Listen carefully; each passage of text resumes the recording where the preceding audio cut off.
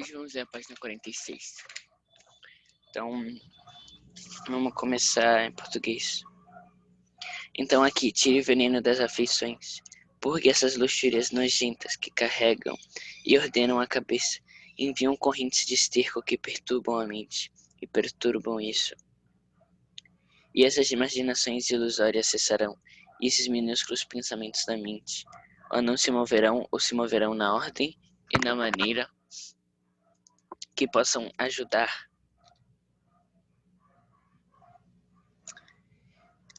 e não atrapalhar. Aqui, a grande habilidade e cuidado deve ser dedicada ao trabalho, limpeza e santificação de tais afeições, que são mais maculadas, e onde a veia e a fonte da corrupção original, seja por costume, constituição ou companhia, desabafaram-se mais comumente, e assim tomaram a alma, e ganharam, e exerceram maior poder sobre ela. Assim como em partes machucadas ou fracas, todos os tipos de ânimo correm de lá para cá. Tão somente essa corrupção é a pia e o dreno da alma. Todos os pensamentos perturbados e outras luxúrias inferiores esvaziam-se e tornam-se servos disso. Se uma vez as afeições tivessem adquirido tal gosto e sabor de doçura que há em Cristo e sua verdade, que todas essas bagagens e coisas inferiores aqui embaixo pareciam inúteis, e que os ouvidos eram queridos por ele e a sua verdade, e levados fortemente por ambos. Isso levaria os pensamentos com veemência, e os manteria tão fortemente a ambos, que eles estariam tão longe de se afastar de Cristo, que não seriam impedidos de conceder força para suas intenções sobre ele. Ah, como eu amo a tua lei e a minha meditação o dia todo. Jamais esquecerei seus preceitos, pois assim você me vivificou. Príncipes se sentaram e falaram contra mim, mas seu servo meditou nos seus estatutos. Na razão, ele teria imaginado que era hora dele pensar em como evitar a fúria deles. Isso lhe custaria pensamentos tristes de coração, de como prover seu socorro e segurança. Não, seu servo meditou, ao invés disso, meditou em sua lei. Agora pro segundo parágrafo. Possua seu coração com uma consideração real e um santo temor da gloriosa presença do Todo-Poderoso, que vê e pondera todos os seus caminhos e, portanto, tomará uma atitude e contabilidade, tomará contas. E isso estritamente de todos os impedimentos de seus pensamentos, quando você venha a atendê-los, e se aproximar da sua presença em algum lugar ou serviço peculiar, espiritual. Serviço espiritual peculiar.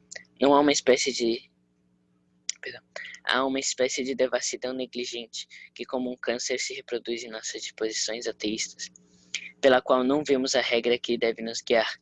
Deixamos de lado também a consideração daquele poder que nos governa e nos levará a julgamento, e assim perdendo o guia que deveria nos mostrar o caminho e os poderes que deveriam nos temer e nos constrange a manter a cavalgada.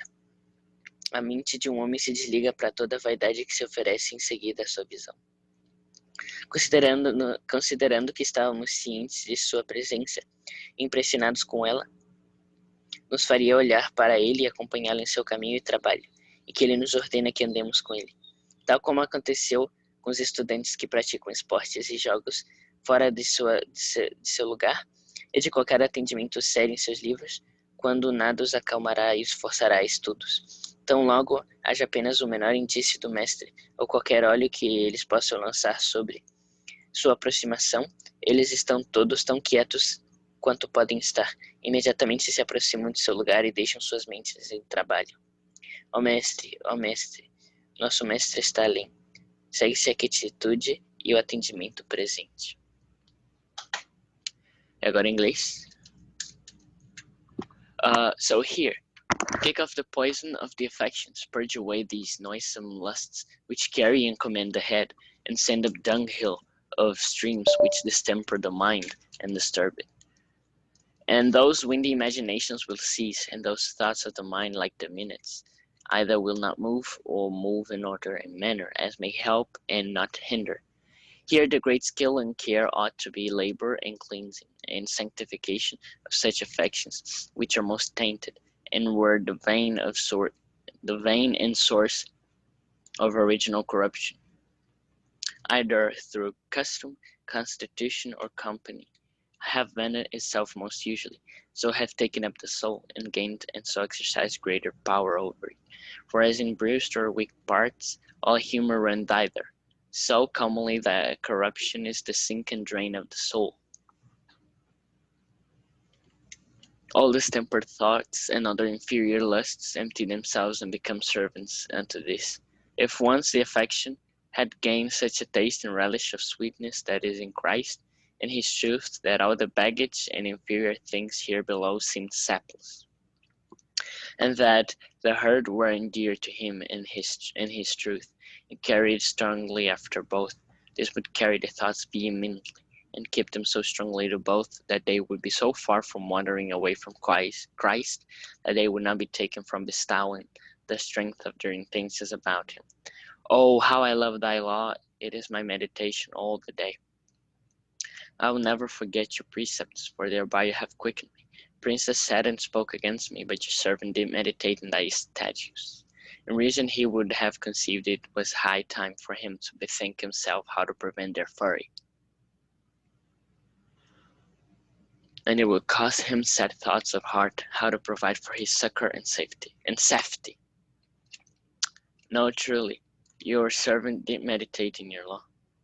Possess your heart with an actual consideration and a holy dread of the glorious presence of the Almighty, who sees and ponders all your paths, and therefore will take an account, that strictly of all outstrainings of your thoughts, when you come to give attendance upon him, and to draw near into his presence in some peculiar and spiritual service.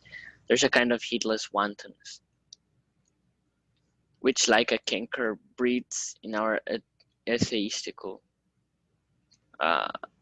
atheistical dispositions,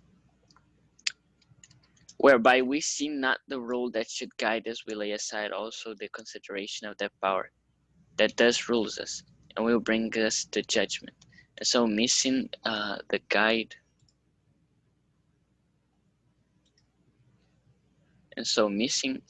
the guide that should show us the path, and the power that should awe us and constrain us to keep the road, a man's mind powers of itself to every vanity that next offers itself unto its view. Whereas were we aware of his presence and awed with it, it would cause us to eye him and attend him in his way and work, wherein he commands us to walk with him, as it is with truantly scholars who are supporting and gaming out of their place, and from any serious attendance upon their books, when nothing will steal them and force them to their studies. As soon as ever there is but the least inkling of the master, or any eye that they can cast upon his approach, they are all as still as may be. Repair presently to their place, fall close, and add their minds to their work. O master, our master is yonder. There follows stillness and attendance present.